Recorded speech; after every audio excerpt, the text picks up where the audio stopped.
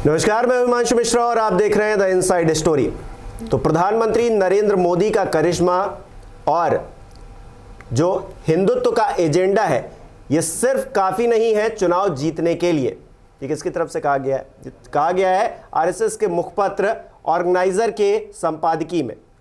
अब जब से ये खबर सामने आई है तब से एक बात मीडिया में घूम रही है, लोग बातचीत कर रहे हैं, तमाम सोशल मीडिया पर चर्चा हो रही है कि क्या सच में प्रधानमंत्री नरेंद्र मोदी का जो जलवा है, जो उनका एक करिश्मा है, जो कहा जाता है मोदी मैजिक है, क्या वो ढलने लगा है?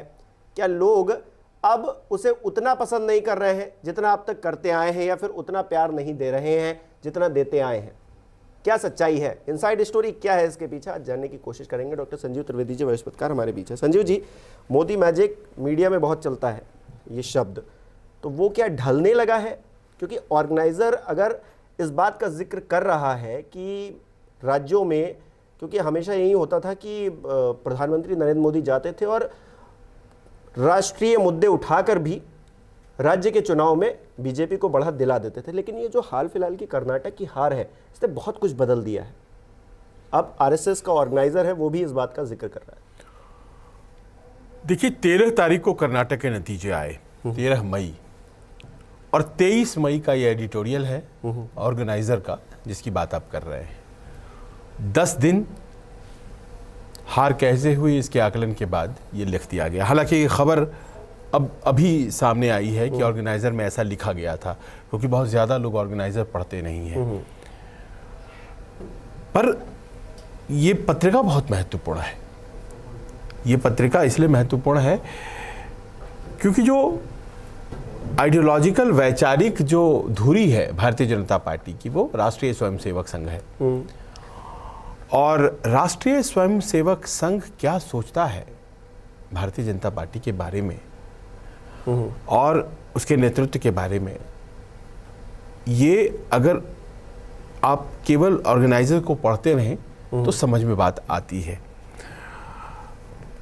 ऑर्गेनाइजर कहने की कोशिश कर रहा है कि प्रधानमंत्री मोदी ने पिछले 9 साल में उम्दा काम किया और 2014 के पहले जो एक अफरा तफरी का माहौल था उसे बहुत हद तक कंट्रोल किया, लोगों तक सरकार क्या होती है उसका एहसास जो है पहुंचाया, और ये तय कर दिया कि जो डिलीवरी होती है, लोगों को जो चाहिए, जो उनकी आवश्यकता है, उसकी पूर्ति में ही जन कल्याण है, सरकार का काम है, और वो मोदी जी ने किया।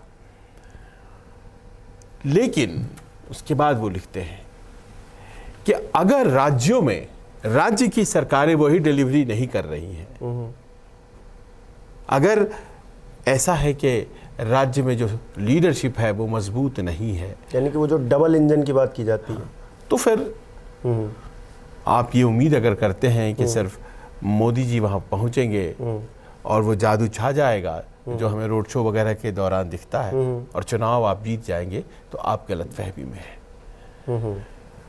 ये बात कहा जाना अपने आप में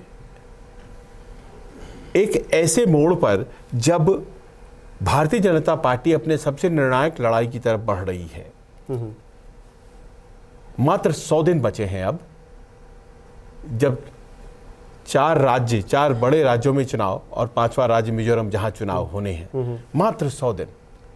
और उसके ठीक पहले ये बात कही जाती है कि अगर राज्य की लीडरशिप स्ट्रांग नहीं है तो अकेले मोदी जी चुनाव आपको नहीं जिता सकते हैं। आप स्ट्रांग लीडरशिप बनिए, अपने प्रतिद्वंदी जो राज्य में हैं उनसे 20 होइए, जो कार्य आपको दिया गया है अगर आप सत्ता में हैं अपनी योजनाएं लोगों तक पहुंचाइए, और उसके बाद ही हिंदुत्व और मोदी जी काम आएंगे। अच्छा, यानी कि प्रधानमंत्री नरेंद्र मोदी जहां जाते हैं पूरी ताकत लगाते हैं, जीत मिलती है तो श्रेय दिया जाता है, लेकिन हार मिलती है तो उनकी फ़ोटो हटा ली जाती है। यानी कि जो हार का जो एक ठीकरा है वो उनके ऊपर नहीं फोड़ा जाता है। तो एक छवि है कि प्रधानमंत्री नरेंद्र मोदी जहां जाएंगे जीत भी दिलाएंगे, भारतीय जनता पार्टी को बढ़त दिलाएंगे जाकर। लेकिन जब ये हार हुई है तो इसके बाद एक चीज़ तो निकल कर सामने आई है कि जो आगामी राज्य हैं वहाँ पर प्रधानमंत्री नरेंद्र मोदी ज़्यादा सक्रियता अपनी ना दिखाएं, क्योंकि अगर उन राज्यों में भी हार होती है तो फिर 24 पर इसका सीधा असर पड़ेगा, ये नजर आ रहा है। देखिए, आजकल दिल्ली में खूब बैठकों के दौर जारी हैं। 28 मई को मुझे याद है जब संसद का नया जो बिल्डिंग है उसका उद्घाटन हुआ, उसी शाम मुख्यमंत्रियों की बैठक बुला ली गई, क्योंकि बहुत से मुख्यमंत्री भारतीय जनता पार्टी शासित राज्यों के यहाँ मौजूद थे।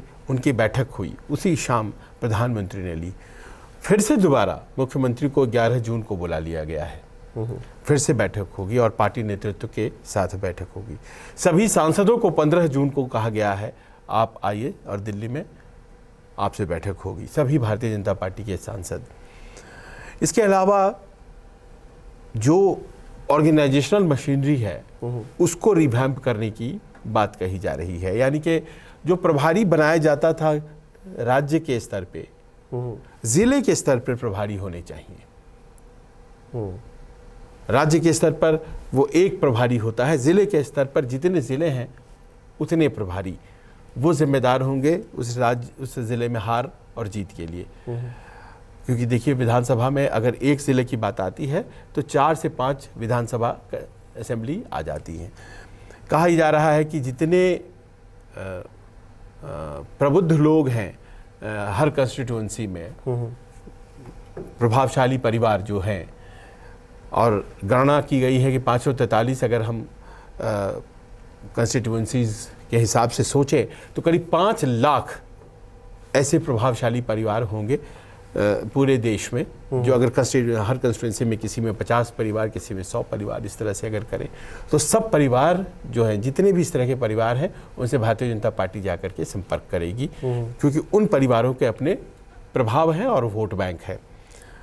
ये भी तय किया गया है कि आप कम से कम 500 कंस्टिट्यूएंसी चिन्हित कर लीजिए भारतीय जनता पार्टी के बड़े नेता जहां करके अभी से रैली शुरू कर दे। आप सोचिए कि ये जो जल्दीबाजी इतने कार्यक्रमों की दिख रही है, पिछले 3 दिनों से लगातार 3-4 दिन हो गए दिल्ली में अमित शाह, जेपी नड्डा, बीएल संतोष संगठन महासचिव ये बैठकें कर रहे हैं। तो ये जो एडिटोरियल आया है ऑर्गेनाइजर का, उसके बाद ये जो घटनाक्रम है, ये दरअसल कर्नाटक की उस हार की वजह से है जिसने कुछ मिथ को तोड़ा है और कहीं ना कहीं अलार्म बेल्स जिसे कहते हैं वो भी बजा दिए हैं। और वो अलार्म बेल्स इसलिए क्योंकि 100 दिनों बाद फिर से चुनाव होने हैं, और ये चुनाव भी कांग्रेस कहती है हम उसी पैटर्न पे लड़ेंगे, खास तौर पर छत्तीसगढ़, मध्य प्रदेश, राजस्थान, जहां कांग्रेस बनाम बीजेपी होना है, जिस पैटर्न पे हम कर्नाटक में लड़े थे। और उन्होंने यहां आकर के घोषणाएं भी कर दी हैं कि भाई आपको हम गारंटीज दे रहे हैं, ये गारंटीज आपको हम दे रहे हैं।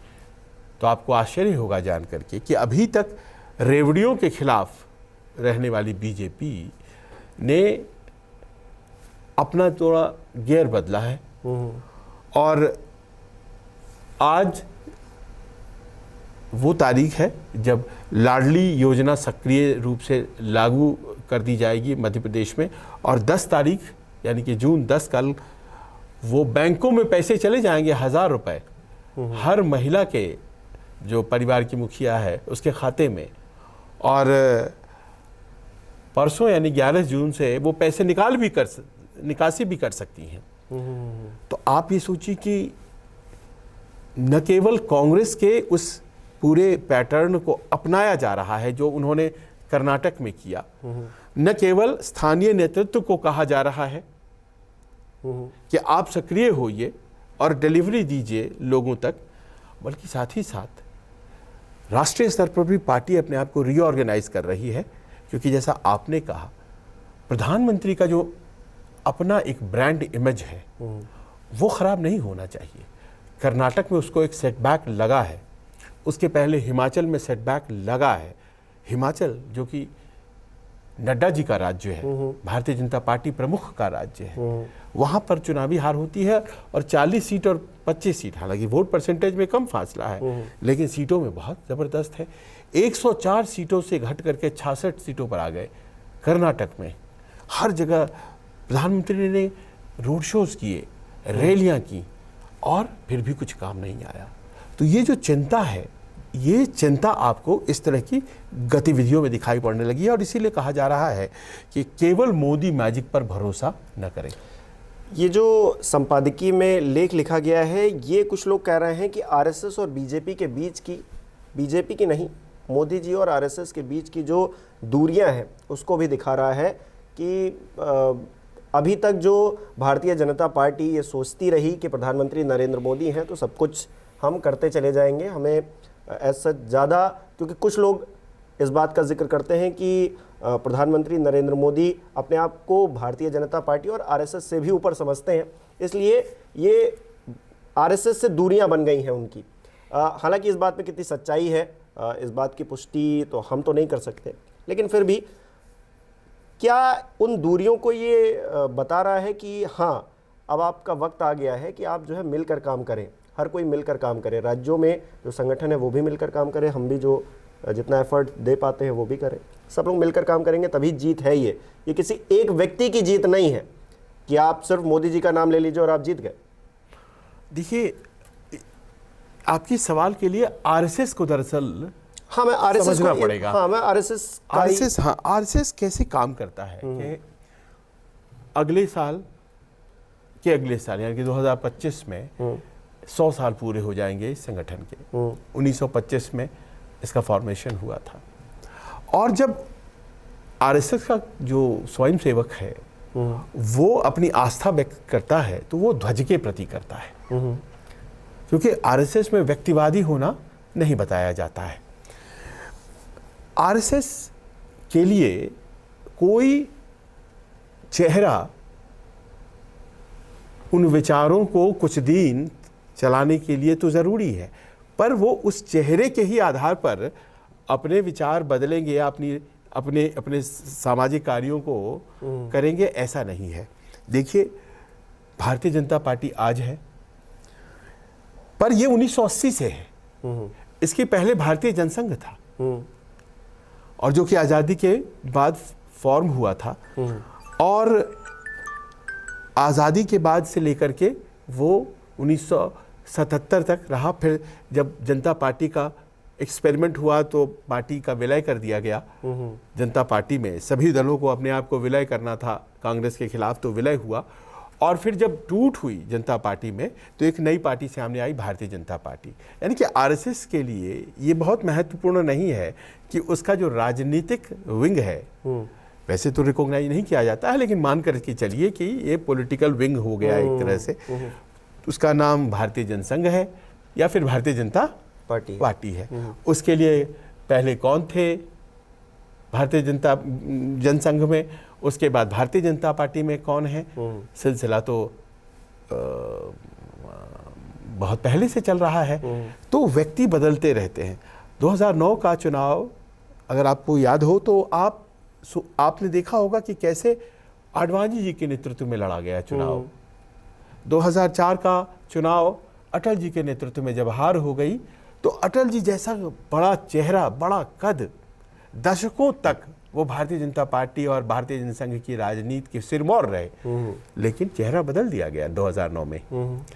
वैसे भी वो अस्वस्थ हो रहे थे, लेकिन बहुत पहले फैसला ले लिया गया। 2009 में मौका दिया गया, आडवाणी जी मुख्य चेहरा थे। 2009 में जब हार हुई तो आडवाणी जी पर अवलंबित नहीं रही।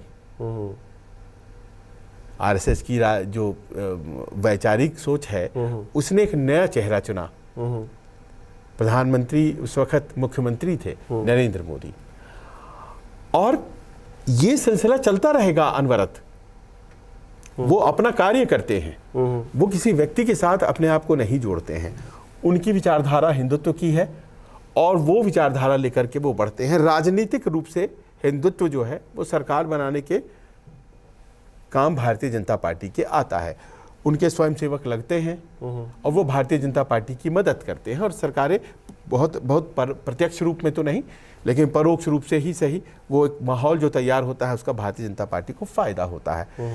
इसीलिए ये एडिटोरियल बहुत आसानी से इन बातों के बाद एक्सप्लेन हो जाता है कि नरेंद्र मोदी बहुत अच्छा काम कर रहे हैं, पर ये जो विचार है हिंदुत्व का, इसको जारी रखना ज़्यादा महत्वपूर्ण है, और इसीलिए आप इस पे कार्य करें। आप भूल जाएं कि कोई एक व्यक्ति आपको जिताएगा। आप इस पर अवलंबित न रहें कि कोई एक व्यक्ति ही आपको जिताएगा, और उस व्यक्ति के साथ न विचारधारा की शुरुआत हुई है, नहीं उस व्यक्ति के साथ उस विचारधारा का समापन होगा। विचारधारा चलती रहेगी। और इसी कारण से बहुत से लोग अब कह रहे हैं कि क्या सही में मोदी जी के लिए एक सेटबैक जो है, आरएसएस का विश्वास जो आप कह रहे थे, मोदी जी में थोड़ा घटा है क्या?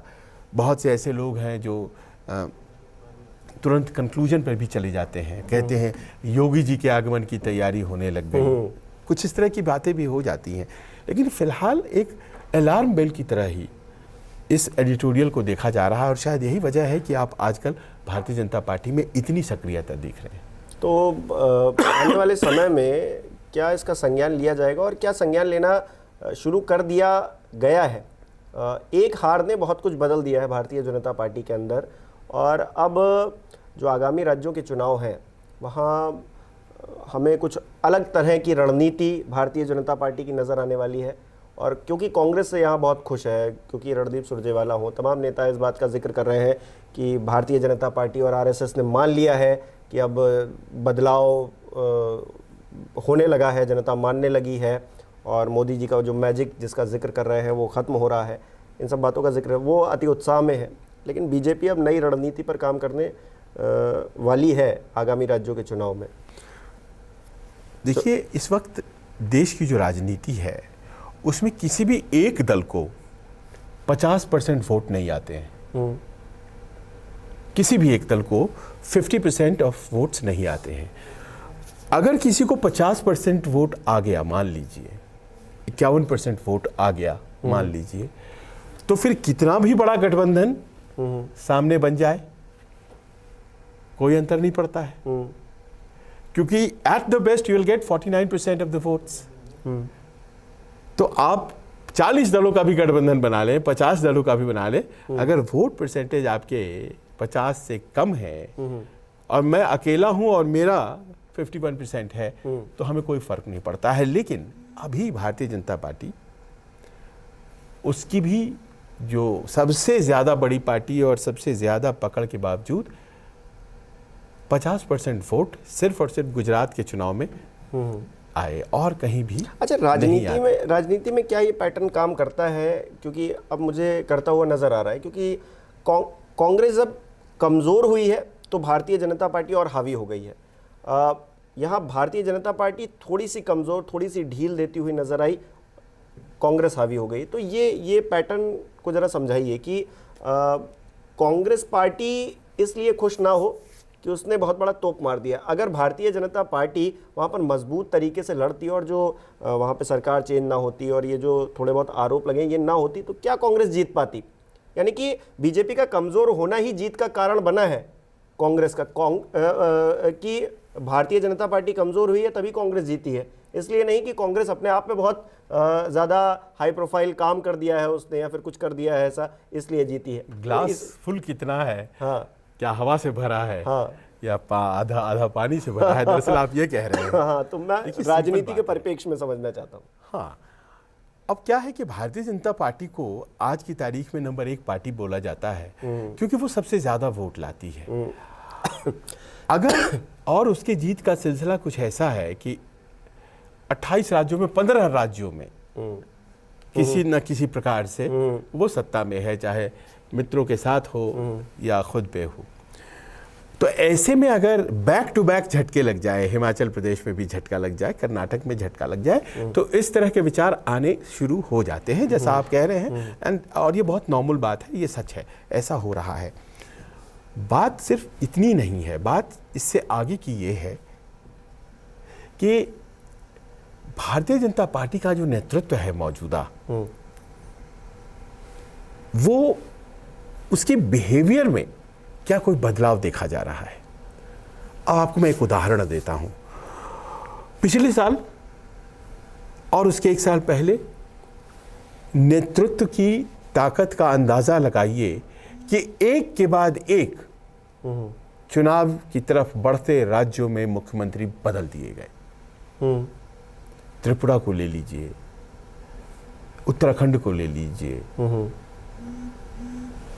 आप गुजरात को ले लीजिए, लीडरशिप चेंज, और कर्नाटक को ले लीजिए, बदल दिया गया, रातों रात बदल दिया जाता था और कोई कुछ नहीं बोलता था, चूं शब्द आवाज नहीं आती। उत्तराखंड में तो त्रिवेंद्र सिंह रावत,